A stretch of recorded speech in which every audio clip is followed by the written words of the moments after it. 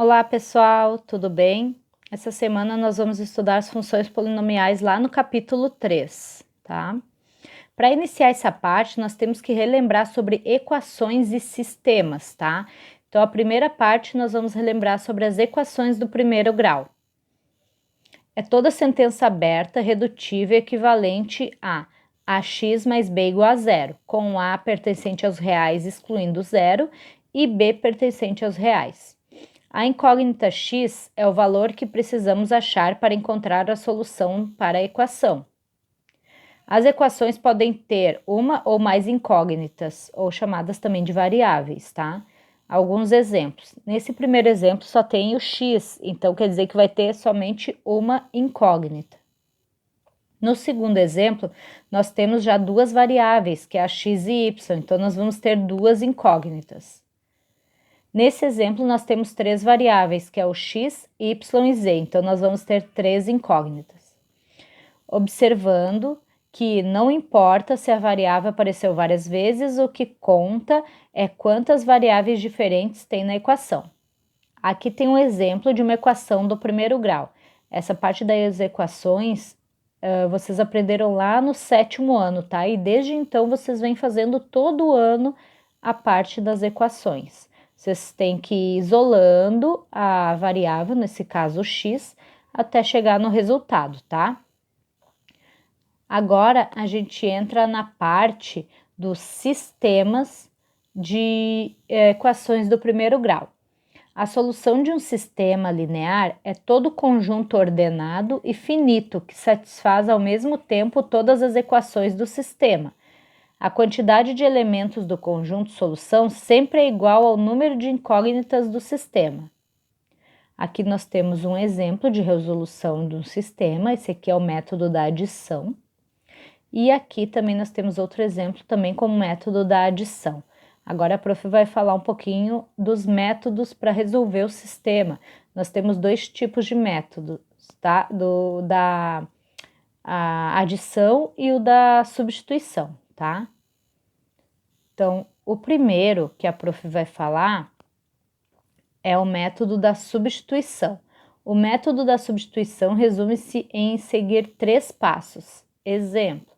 Então, eu vou usar o exemplo como sendo 3x mais 2 igual a 5y e x menos 2y igual a menos 7, tá? Esse é o nosso sistema. Primeiro passo é escolher uma das equações, a gente vai escolher a mais fácil e a gente vai isolar a incógnita, uma das incógnitas que a gente considera também mais fácil. Então, a segunda equação, ela é considerada mais fácil porque ela tem poucos números, tá? E aí a gente vai isolar o x, porque o x também já está sozinho, não tem números na frente. Então, quando eu isolo o x, eu vou ter x igual a menos 7 mais 2y.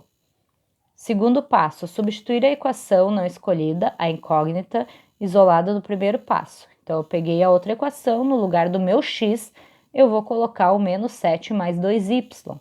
E vou fazer a minha equação do primeiro grau, tá? Vou fazendo a equação, calculando, isolando o meu y até chegar na minha resposta, que é 2, tá? O y é igual a 2.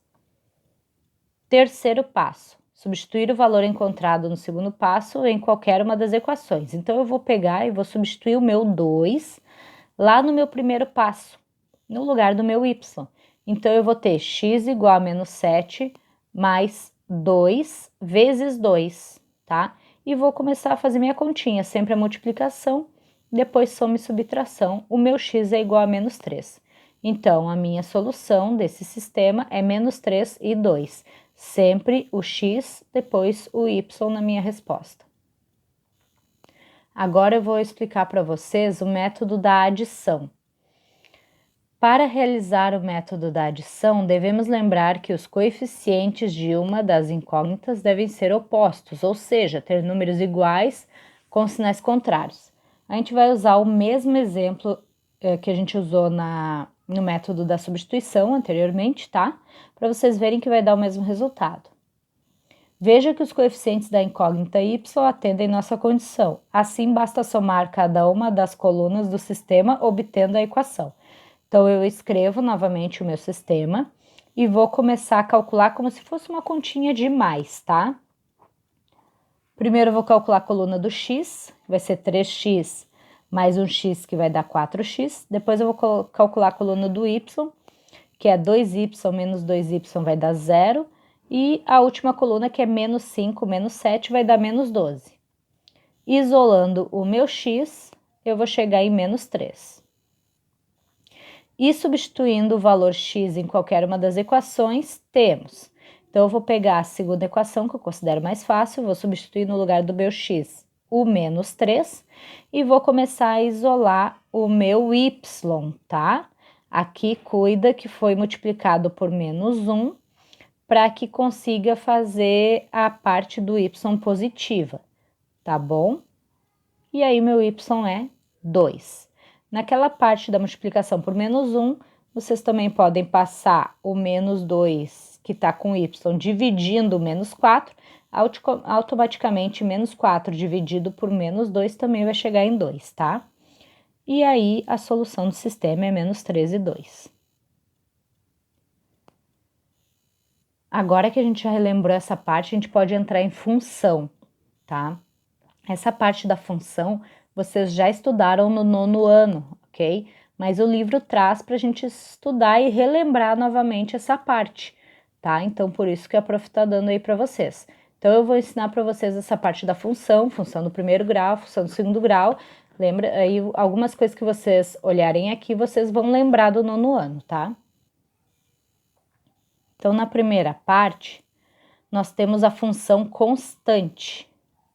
A função constante, ela será uma reta paralela ao eixo x, tá? Ela sempre vai vir em f de x igual a um valor. E vocês vão riscar naquele valor um risco paralelo, uma reta, né, paralela ao eixo x. Pois nós temos a função linear. A função linear, toda função escrita na forma fx é igual a ax, com a diferente de zero. O zero da função linear é sempre o próprio zero. Sempre passa pela origem, 0, 0. E um exemplo seria f de x é igual a menos 2x. Então, menos 2x é igual a 0. X é igual a 0 dividido por menos 2, o x vai ser 0, tá? Essa aqui seria a função de menos 2x que a gente está falando ali em cima no exemplo, tá? Podem ver que ela passa pela origem, ok? Agora, a parte que nós vamos estudar vai ser a função polinomial do primeiro grau. É toda função escrita na forma f de x é igual a ax mais b, com a e b pertencente aos reais e a diferente de zero. Um dos exemplos seria f de x é igual a x mais 3. O coeficiente dessa função seria o a1, que está na frente do x, e o b é 3, que seria o termo independente. O gráfico dessa função sempre vai ser uma reta, tá? E o zero da função é o ponto que corta o eixo x. F de x igual a 0. Exemplo. Nós temos f de x é igual a 2x menos 8. 2x menos 8 é igual a 0. Então, eu vou pegar a minha função igualei a 0 e vou começar a achar o valor do x, ok? Esse valor do x, eu vou marcar no gráfico, vai ser o ponto 4 e 0. Então, esse vai ser o zero da minha função, tá? Lembrando que a função polinomial, nós temos ela crescente, que seria o a maior que zero, e nós temos ela decrescente quando o a é menor que zero. Lembrando que o a é o valor que está na frente do x. Nessa parte, eu vou mostrar para vocês o gráfico da função do primeiro grau. Então, nós temos que escolher dois valores para marcar no plano, tá? A gente vai escolher o valor x igual a 0 e o valor f de x igual a 0. Lembra que f de x é como se fosse y, né? Eu já expliquei isso para vocês no outro vídeo, né? Então, fazendo o exemplo f de x igual a 2x menos 4, nós vamos achar essa função. Então, eu vou primeiro calcular como sendo x igual a zero. Então, no meu 2x menos 4, eu vou colocar zero no lugar do x e vou calcular. Vai ficar 2 vezes 0 menos 4, que eu vou ter o valor de menos 4. Então, eu vou ter o ponto 0 e menos 4. 0 porque eu coloquei 0 no lugar do x, menos 4 porque seria o valor do y encontrado. Agora, eu vou calcular o outro ponto, que é f de x igual a zero. Então, o que é f de x é igual a zero? É quando o meu y é igual a zero. Então, eu vou pegar a minha conta, que é 2x menos 4, igualar ela a zero, e vou calcular e achar o valor do x. O meu x vai ser 2, então eu vou ter o ponto 2 e 0. Tendo esses dois pontos, eu posso marcar no gráfico e fazer a reta, tá? Com 2 pontos eu já consigo fazer a minha reta da minha função do primeiro grau. Essa parte a Prof achou na internet, eu achei muito interessante porque é um resuminho de tudo que eu falei aqui. Então, eu coloquei aqui para vocês, depois vocês dão uma olhadinha, tá? Agora, a gente vai para a função polinomial do segundo grau, tá? É toda função escrita na forma ax² mais bx mais c igual a zero, com a, b e c pertencente aos reais e a diferente de zero. Também conhecida como função quadrática. O gráfico é uma curva chamada parábola. Os valores da função são os valores de x, uma linha, e x, duas linhas. Lembraram da Bhaskara? Ponto de intersecção com o eixo y é dado pelo ponto 0 e o valor do c. Valor de máximo é quando o meu a é menor que zero. E o valor de mínimo é quando o meu a é maior que zero. O valor de máximo e mínimo seria o valor do meu vértice, tá? Então, quando o a é menor que zero, quer dizer que a minha parábola ela vai estar voltada para baixo, vai ser um u virado para baixo, e eu vou ter no meu vértice o valor máximo. Quando o a é maior que zero, quer dizer o quê? Quer dizer que ela é crescente, eu vou ter a minha parábola voltada para cima, como sendo um u normal, né? E o meu vértice vai estar lá embaixo, então ele vai ser o valor de mínimo. Aqui nós temos a Bhaskara, para vocês lembrarem, eu coloquei a parte de dentro da raiz, que é o delta separado, tá? Tem gente que calcula junto, né? Tudo na Bhaskara, tem gente que calcula separado. E aqui eu botei as coordenadas do vértice para achar o ponto vértice, tá? A fórmula para achar o x, v e o y, v.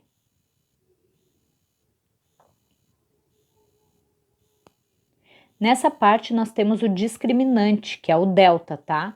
Então, o que acontece? Quando a gente calcula o delta, essa parte do discriminante, se ele for maior que zero, o valor da raiz de delta é real e a equação tem duas raízes reais diferentes, assim representadas. Então, a gente vai achar o x uma linha e o x duas linhas, dois valores diferentes, dois números diferentes.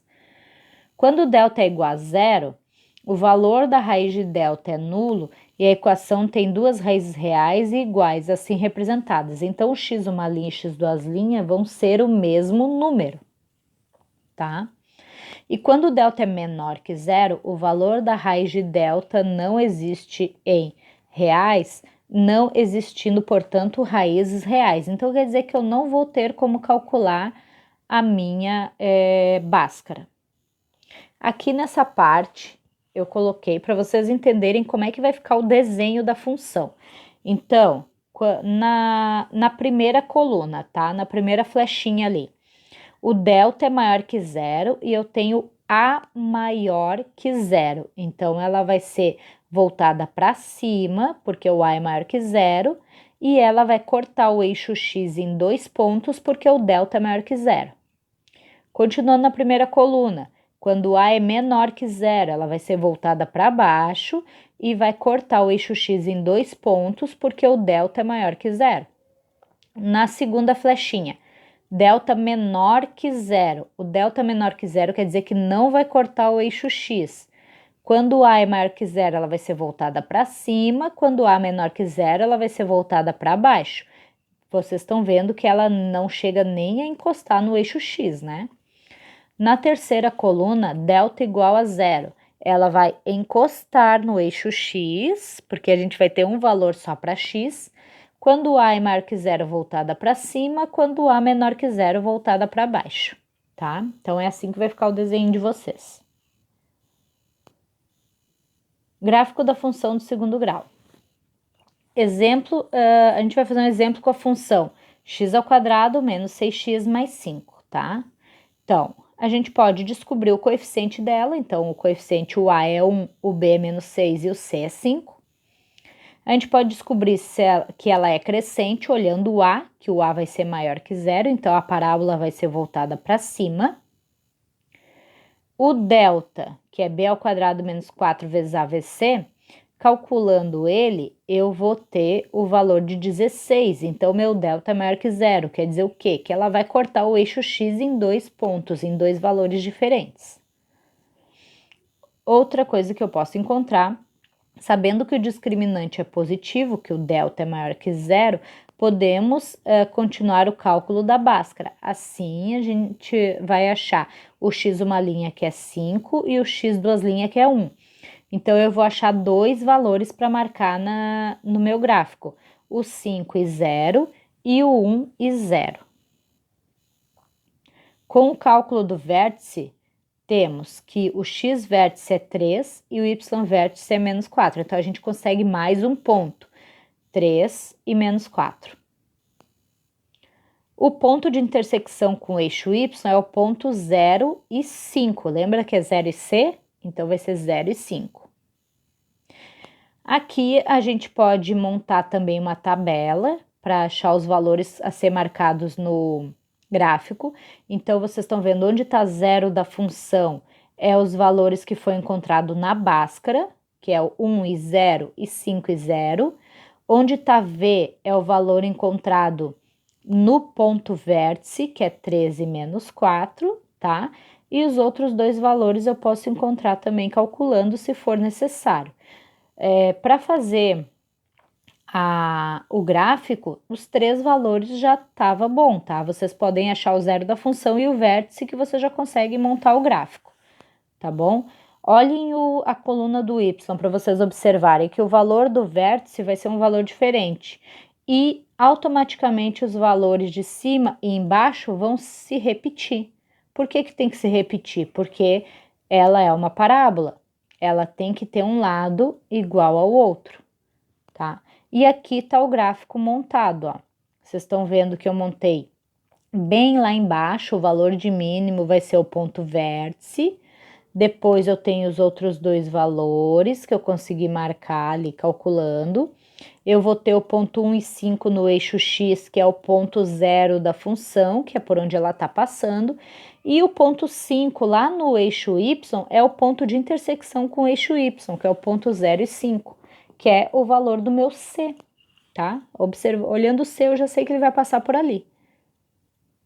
Então, agora é hora da gente treinar um pouquinho, tá, galerinha? Vamos praticar as atividades lá do capítulo 3.